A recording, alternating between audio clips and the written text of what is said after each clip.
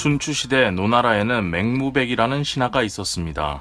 그가 공구라는 사람에게 효에 대해 묻자 공구는 이렇게 답합니다. 부모는 오직 자식이 아플까 걱정입니다. 맹무백은 자식이 부모를 어떻게 대해야 하는지 물었지만 공구는 자식이 아닌 부모를 먼저 얘기함으로써 그 마음을 안다면 자신의 마음가짐을 함부로 하지 마라, 자신의 몸가짐을 함부로 하지 마라 말해준 것이지요.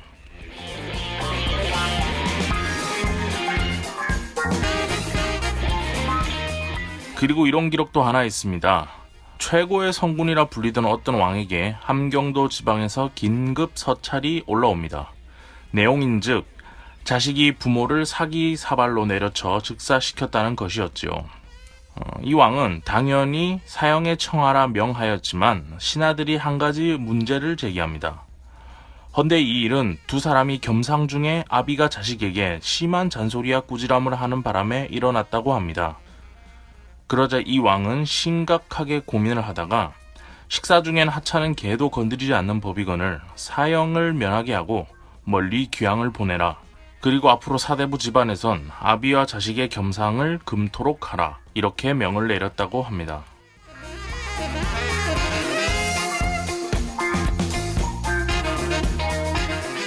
시대는 퇴행하거나 발전하며 급격하게 변해가는 요즘 우리가 늘 변치 않는다고 말하는 것이 하나 있죠. 바로 자식에 대한 부모의 사랑입니다. 여러분께서는 그 사랑의 기준을 어느 정도로 두고 계십니까? 오늘 알려드릴 작품은 바로 그 자식에 대한 부모의 사랑을 주제로 할까 합니다. 2016년 9월 23일 오전에 녹음되고 있는 성인수의 만화 클래식 9편. 오늘 소개할 작품은 바로 애니메이션 마당을 나온 암탉입니다.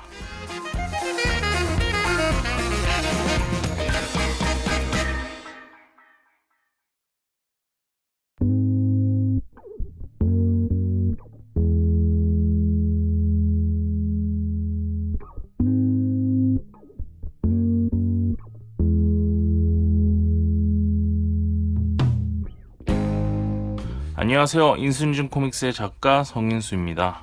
한 주 동안 잘 지내셨습니까? 만화 클래식 9편 시작하도록 하겠습니다.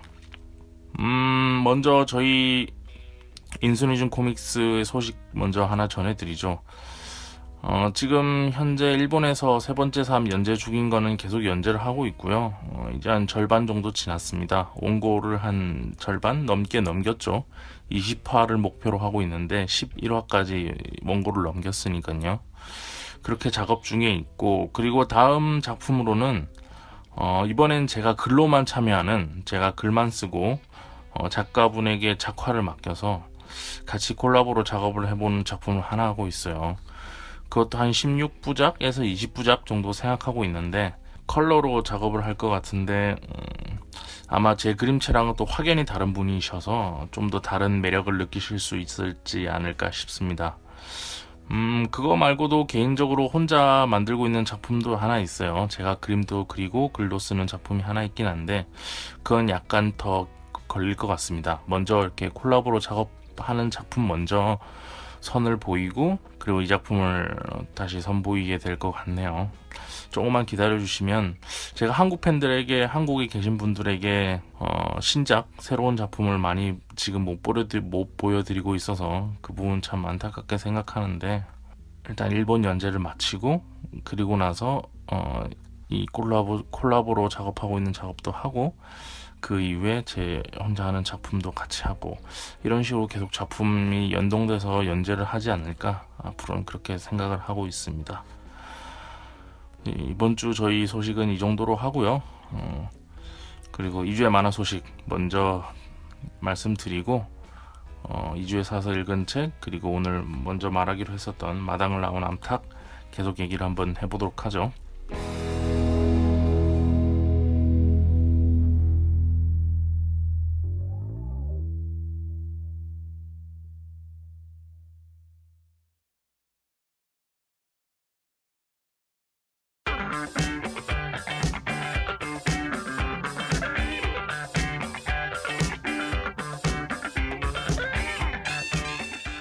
자, 2주의 만화 소식 첫 번째 소식입니다.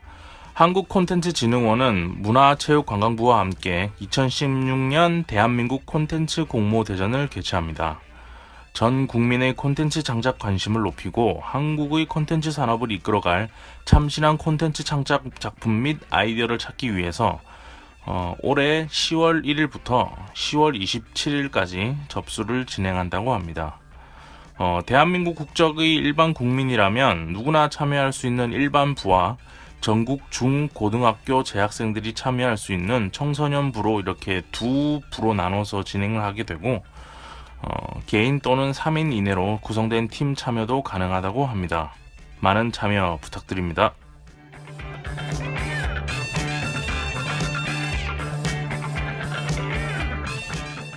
두 번째 소식입니다. 한국만화가협회에서는 최근 몇 년간 발생한 부당노동 행위와 성폭력 사건들에 대해 크게 우려하며 관련 피해들을 미연에 방지하기 위한 사례집을 제작한다고 밝혔습니다.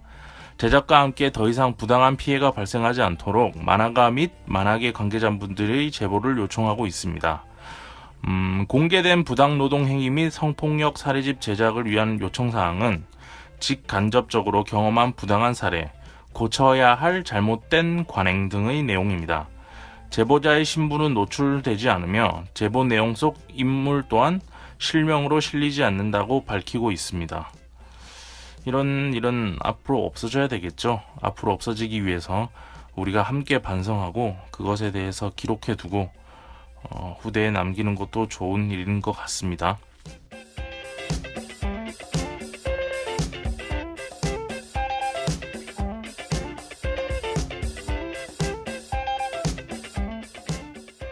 세 번째 소식입니다. 잔인한 묘사로 41화 전 회차가 삭제되어 연재가 종료되었던 귀기 작가님의 낚시 신공이 투믹스를 통해서 11월 7일부터 연재를 재개한다고 합니다.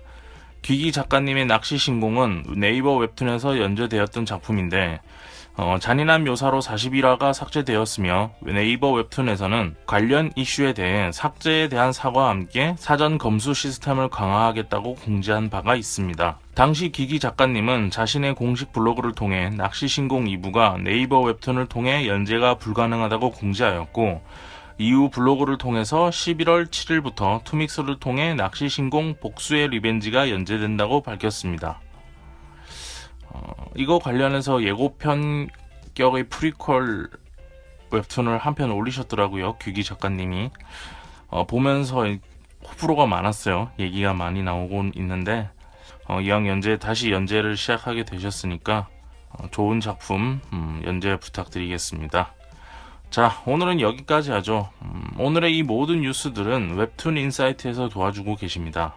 지난주에 제가 유즈얼 미디어와 웹툰 인사이트를 통해 알려드린 뉴스들이었는데 제가 마지막에 공지를 하지 않았어요. 그러니까 오늘처럼 이 뉴스들은 유즈얼 미디어와 웹툰 인사이트에서 도와주고 계십니다. 이 얘기를 했었어야 되는 건데 제가 깜빡하고 그것을 얘기하지 않았습니다. 이 두 미디어에 사과드리고요. 앞으로도 많은 도움 부탁드리면서 앞으로는 이런 일 없도록 최선을 다하겠습니다. 감사합니다.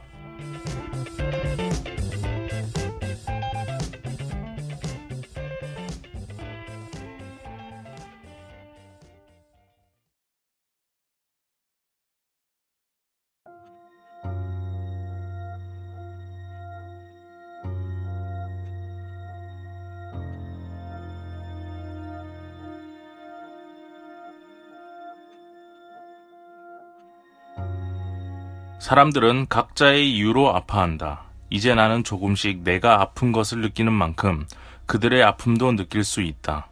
얼마나 아파했을까? 시간의 화살은 무자비하게 앞으로만 달려간다. 어쩌면 인생에는 어떤 비밀도 없을지도 모르겠다. 단지 누구도 이길 수 없는 시간의 화살만 있을 뿐. 지금 내가 할 수 있는 것은 최대한 우아한 방법으로 이 고통이 인생의 숙명임을 받아들여야 하는 것이 아닐까. 자, 오늘 이 주에 사서 읽은 만화로 제가 소개해드릴 작품은 바로 미메시스에서 출간된 이대미 작가의 비우라는 작품입니다. 두 글자예요. 비우. 전체적인 스토리는 어릴 때부터 환영을 보며 자란 소녀 비우가 화가가 되어 자신과 같이 환영을 보며 살아온 노 작가 김지은 작가를 만나서 함께 작업을 해나가면서 서로에게 힐링 아닌 힐링을 해나가게 되는 과정을 그린 만화입니다. 언제나 그렇듯이 미메시스는 우리에게 평소 보기 힘든 스타일의 작품들을 많이 전해주시죠.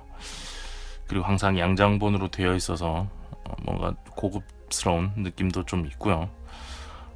사실 미메시스에서 국내 작가 작품을 출품하는지는 저는 몰랐어요. 이게 저는 처음 보는 겁니다. 이전까지는 다 외국 작품, 외국 작가의 작품을 이렇게 들여와서 하시는 줄 알았는데 국내 작가 작품으로는 처음으로 봤고요. 그림체는 되게 독특합니다. 약간 크레파스나 파스텔 이런 걸로 이렇게 작업한 듯한 컬러 느낌이 있고요. 그리고 겉선이 없어요. 일반 만화들처럼 이렇게 겉선을 위주로 해서 형태를 그려나가는 스타일이 아니고 이렇게 크레파스나 앞서 말했듯이 이렇게 파스텔 톤으로 그거를 면을 채워서 사람의 형상을 나타내는 그런 작업을 하셨더라고요. 이 되게 힘든 겁니다. 원래 겉선을 이렇게 그려서 어떤 형태를 이루어 놓고 그 안을 채우는 거랑 그런 겉선이 없는 상태에서 형태를 색으로만 채워내는 건 또 느낌이 다르거든요. 그런 그림의 매력이 있고요. 그리고 이게 디지털로 작업하신 건지 아니면 수작업으로 하신 건지는 잘 모르겠습니다만 굉장히 힘든 작업이셨을 것 같다. 그리고 확대 축소 이런 것도 잘 안 하신 것 같아요. 그러니까 확대 그림을 그려서 확대하거나 축소하거나 이런 게 있으면 디지털에서는 그게 화면이 깨지거든요.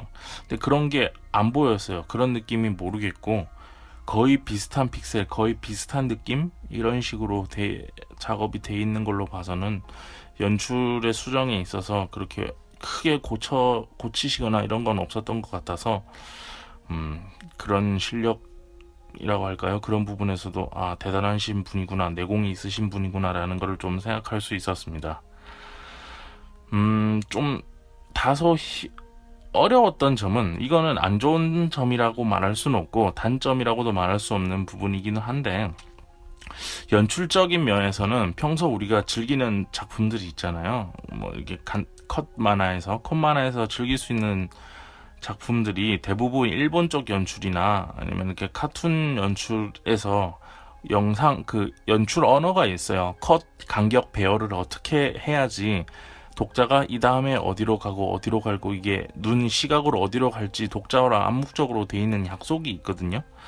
근데 그런 부분은 이제 한국이나 일본 만화에서 많이 두드러지게 나오는데 이 작품 같은 경우는 그런 컷의 배치나 이런 것들이 그 다음에 제가 어디를 읽어야 되는지 약간 헷갈리는 느낌이 좀 있긴 있었어요. 그래서 그런 부분들이 좀 읽어 나가는데 힘들었다? 그런 부분이 좀 존재하긴 했었는데 그래서 약간 더 긴장해서 보기는 했었습니다. 하지만 그걸 또 계산하시면서 읽어보시는 것도 또 그 맛의 재미가 있으니까 한번 보시면 좋을 것 같고요. 그리고 저는 이 책을 읽으면서 어떤 작품이 떠올렸냐면 올해 이제 제 40회를 맞았던 이상문학상의 대상을 수상했던 작품이죠. 김경욱 작가님의 천국의 문이라는 작품이 있습니다. 근데 그 작품 왠지 그 작품의 사파를 보고 있는 듯한 느낌이 있었어요.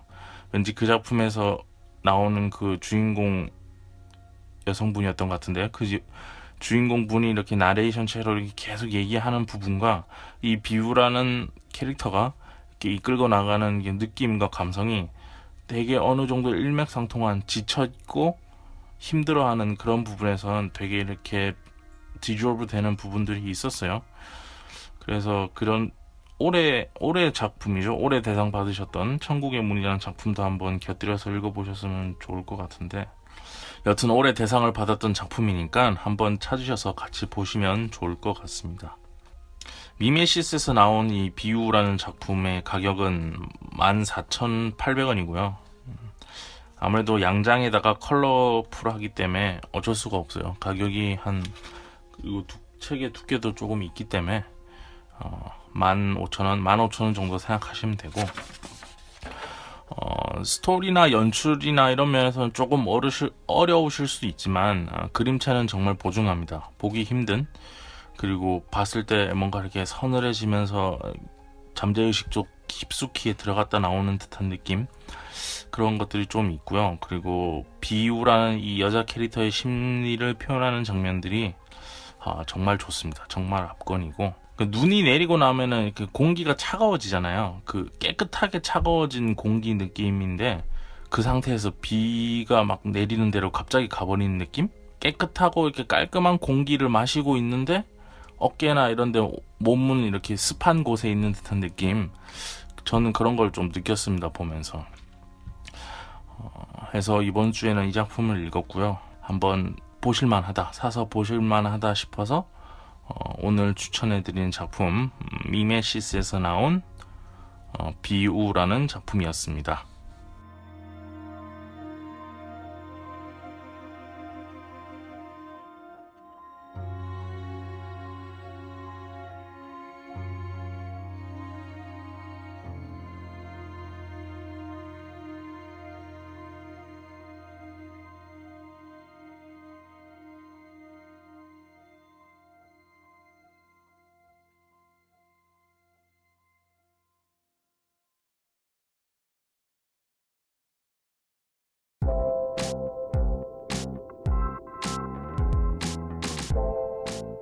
자, 오늘 소개해드리려고 했던 마당을 나온 암탉 애니메이션에 대해서 한번 얘기를 해보죠.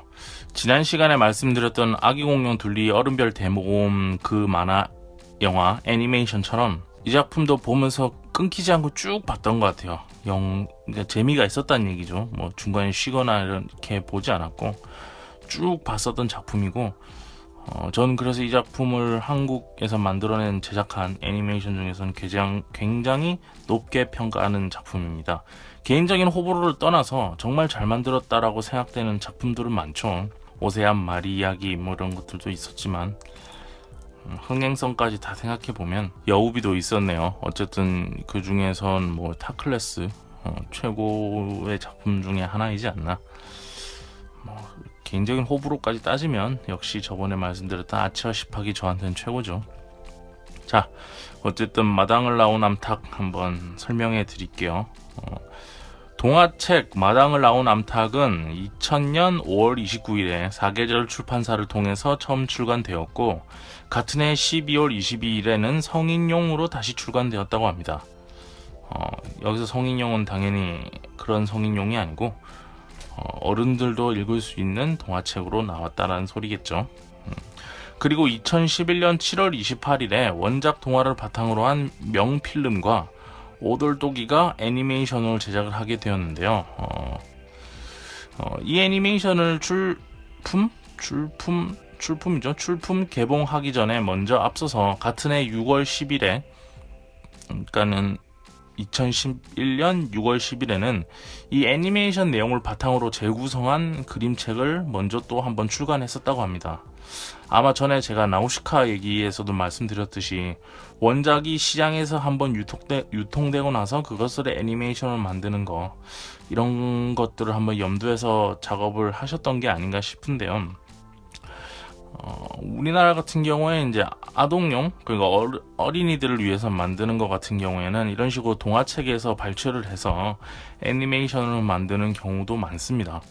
여튼 이런, 제가 전에도 말씀드렸지만 출판 만화나 웹툰이 원작으로 된 애니메이션, 그리고 아니면 동화나 이런 것들을 원작으로 한 아동용 애니메이션이 이렇게 계속 파이프라인처럼 시스템화돼서 계속 굴러가는 거, 이런 거 되게 중요하거든요. 그래서 그런 거에서 되게 좋은 작품이 아니었나 싶습니다. 자, 그럼 우리가 오늘 알아볼 애니메이션 마당을 나온 암탉에 대해서도 한번 더 집중해서 얘기를 해보도록 하겠습니다.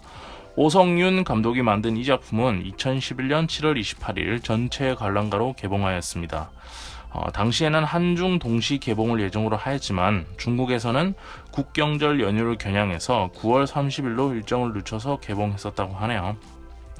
당시 성우로는 문소리, 유승호, 최민식, 박철민 등 배우분들이 참여하셨는데, 이 작품 같은 경우에는 호불호가 그렇게 크게 갈리진 않아요. 저는 괜찮게 봤다라고 본 편이었고, 아니다, 역시 성우분들이 직접 하셔야 된다 이러셨던 분들도 좀 계시는 것 같은데, 뭐 원더풀 데이즈라든지 뭐 다른 작품, 뭐 예전에 돌아온 홍길동 같은 작품이 있었죠.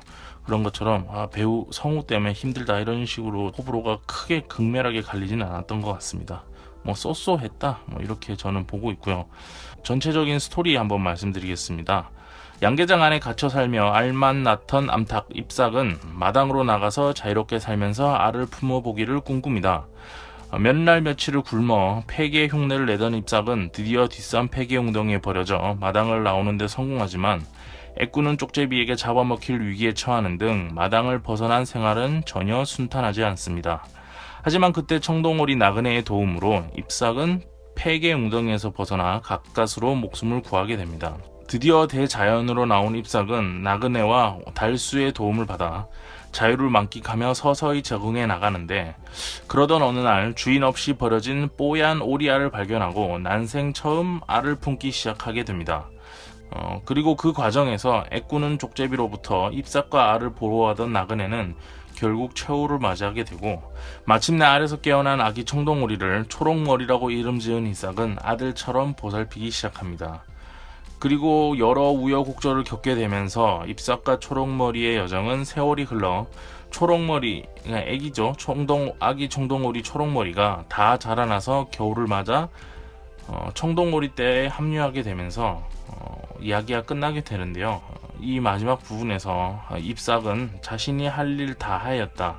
청동오리 떼가 다시 돌아와서 초록머리가 거기에 합류하는 일, 그것이 자신의 일이라고 믿고 있었고, 자신의 그 할 일은 다 했다고 생각하고 배고픈 어미 족제비에게 큰 저항 없이 잡혀 먹히게 됩니다. 이 작품은 무려 한국에서 극장 개봉한 애니메이션으로서는 최초로 220만 관객을 동원했는데요. 저는 이런 이유 중에 하나로 이런 모성애, 부성애 같은 넓게 얘기해서 부모라는 존재에 대해서 많은 사람들이 공감하였기 때문에 이 작품을 좋아했고, 그리고 작품 자체도 되게 좋았어요. 색감도 이뻤고 동화 작업도 잘 되었던 작품이었던 것 같습니다. 이게 제가 앞전에 인트로에서 말씀드렸죠. 부모의 마음이라는 게 참, 제가 부모가 되어본 적은 없으니까 부모의 마음이 어떤지는 제가 짐작만 할 뿐이죠. 짐작만 하고, 그리고 제가 부모만 되면 어떻게 해야 될까 이런 생각도 좀 하게 되는 경향이 있는데, 평소에 아이의 입장에서, 자식의 입장에서는 자꾸 까먹는 게 그건, 자꾸 잊게 되는 게 그건 것 같아요. 자식도 내가 자식이 되어보긴 처음이잖아요. 근데 마찬가지로 부모도 그분들이 부모가 되어보는 게 처음이기 때문에 모든 게 서투를 수밖에 없는 상황에 항상 놓여 있어요, 부모님들이. 그래서 항상 걱정이 많으시고, 항상 자신의 경험에 빗대어서 이러면 안 되는데, 저러면 안 되는데, 이렇게 하면 위험한데, 이런 것들을 미리미리 짐작하려는 게 거의 본능처럼 나올 수밖에 없죠. 그러다 보면 자식에겐 뭔가 이렇게, 자식의 입장에선 사춘기 때 막 나를 가둬 키우는 것 같고, 뭐 이런 것들을 느끼면서 뭐가 어른들은 잘 몰라 이렇게 느끼실 수 있는데, 그러면서 이제 딜레마가 생기는 거죠. 그 부모와 자식 간에. 그래서 저는 제가 나중에 부모가 되면 어떻게 해야 되지? 라는 걸 좀 생각하면서 자주 지내는데, 전 그래서 이론적으로나마 제가 부모가 되면 어떤 기준으로 아이를 양육하고 보호해야 할지에 대해서 한번 생각을 해보고 정리해본 글이 있는데, 그 중에 일부만을 한번 말씀드리면,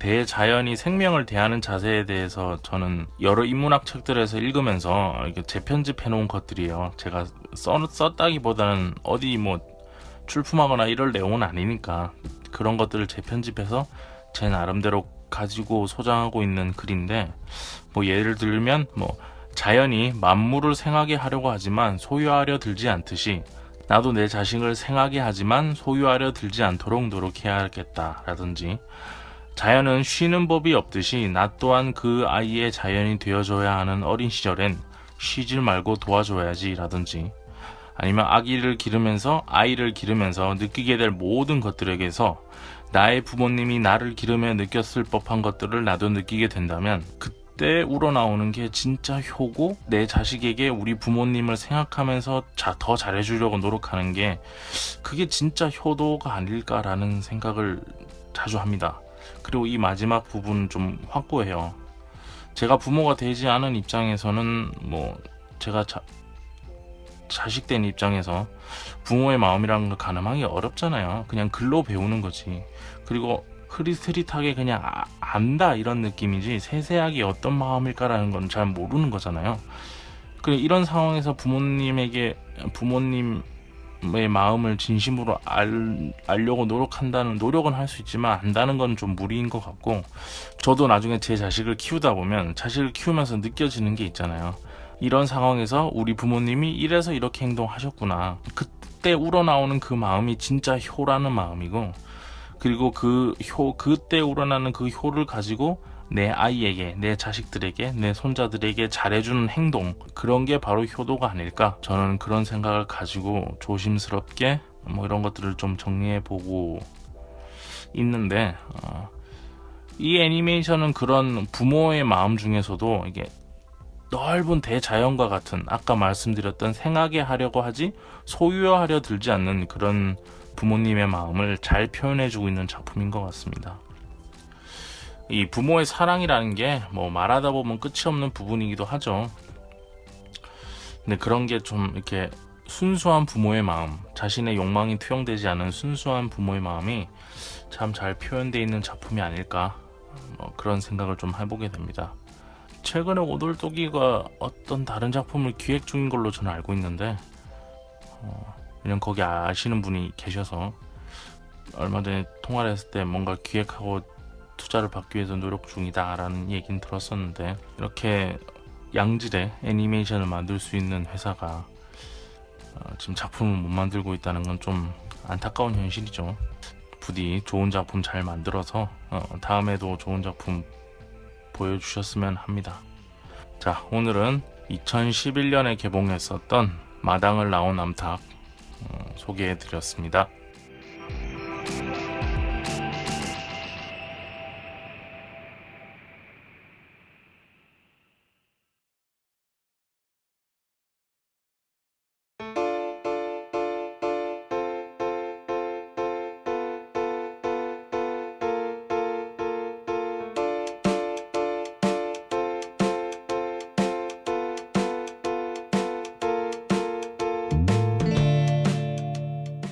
끝내기에 앞서서 한 가지 저희 팟캐스트의 정체성과 관련해서 드려야 될 말씀이 있을 것 같아서 이렇게 아우트로에서 설명을 좀 드리도록 하겠습니다. 질문 중에 하나가 만화라고 했으면서 왜 애니메이션을 소개해? 라는 질문을 많이 받고 있어요.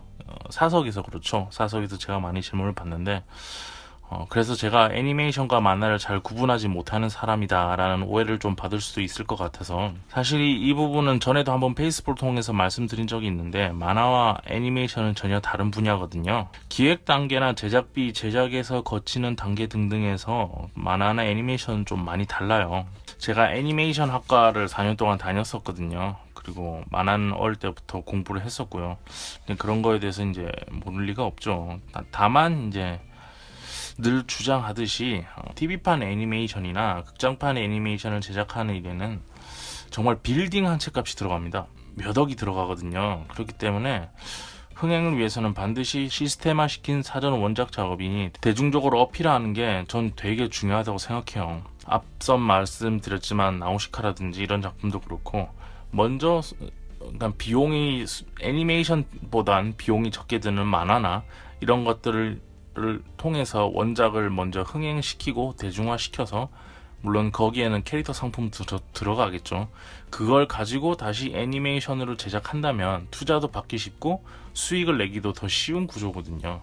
그래서 그런 것들이 이렇게 잘 붙어야 돼요. 잘 서로 연결돼 있어서 무조건 애니메이션 만들기 전에 원작이 있어야 된다든지 이런 건 아니지만, 그래도 한국처럼 이렇게 애니메이션이 투자받기 힘든 현실에서는 원작이 있고 그 원작이 어느 정도 대중성을 가지고 있고 캐릭터 상품을 팔 수 있고, 그런 부분들이 조건부로 조금 있으면 애니메이션 투자받기가 훨씬 쉬워지거든요, 한국에선. 이제 그런 것들에서 이제 같이 복합적으로 함께 연동되어서 생각해 봐야 된다고 생각하기 때문에 제가 만화 클래식을 하면서도 애니메이션을 같이 소개해 드리는 거예요. 요즘 한국에서는 이제 웹툰이나 만화라는 게 이제 드라마나 영화로 제2차 창작되는 경우는 되게 많아요. 하지만 이제 애니메이션 같은 경우에는 그게 거의 보기 힘들죠. 그리고 이제 드라마나 영화는 이제 대중성을 많이 가지고 있고 대중들이 많이 좋아해 주시기 때문에 점점 이 자본의 흐름이 웹툰 시장에서 제2차 창작인 드라마나 영화로 할 수 있는, 영화화 시킬 수 있는, 드라마화 시킬 수 있는 웹툰 쪽으로 치중하게 될 거예요. 간단한 예를 들면 대중가요에서 아이돌 시장이 점유율이 엄청나잖아요. 돈이 되기 때문에 그게 엄청난 점유율을 가지고 있는 거거든요. 마찬가지일 거예요. 앞으로도 애니메이션으로 만들 수 있는 원작에 대한 그런 것들은 점점 많이 줄어들 거고, 분명 드라마나 영화화 시킬 수 있는 작품들을 좀 더 밀어주는 방식으로, 그게 돈이 되니까 그런 식으로 갈 우려가 좀 있어서 전 이런 부분들도 좀 경계해야 되지 않나, 이런 생각을 가지고 있는 편이기도 합니다. 사실 이 얘기를 갑자기 왜 하냐 하면은 한번 짚고 넘어가야겠다는 생각도 있었지만, 얼마 전에 그 평론가이신 송락현 선생님께서 페이스북에 이제 이런 글을 쓰셨어요. 제가 뭐 전문을 읽어드릴 수는 없고, 뭐 만화와 애니메이션은 명백하게 별개라는 취지의 글을 올리셨더라고요. 그래서 전 그 글을 보면서 제 팟캐스트를 들으시는 분들이 제가 그런 분별력이 없다고 생각하실 수도 있겠구나 라는 생각이 밀려오면서, 앞으로 이런 부분은 좀 더 몇 차례 강조를 해도 지나치지 않겠다 라는 생각이 들어서, 앞으로도 시간 나면 이런 거에 대해서 한번 재차 말씀드려야 되겠다는 계획을 가지고는 있습니다. 정리해서 말씀드리면, 첫째, 만화와 애니메이션은 별개이지만 한 배를 타고 가야 하고 하나의 시스템화를 위해서 함께 소개되어져야 된다고 생각한다. 둘째는 애니메이션의 2차 창작이 가능한 웹툰이나 출판 만화의 원작 수가 드라마나 영화화가 가능한 작품들과 동등한 위치에서 둘 수 있도록 하고 싶은 개인적인 바람이 있다는 점. 하지만 팟캐스트 제목이 그걸 넣지 못한 이유는 너무 길어질 것 같아서 그랬다라는 점을 말씀드리며, 앞으로는 재차 이 부분을 강조해서 말씀드리겠다고 얘기했습니다.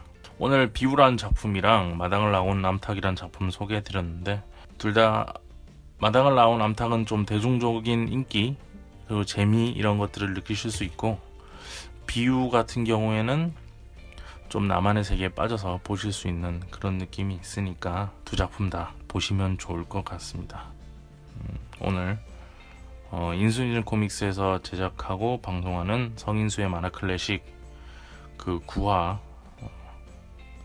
여기서 마무리하도록 하겠습니다.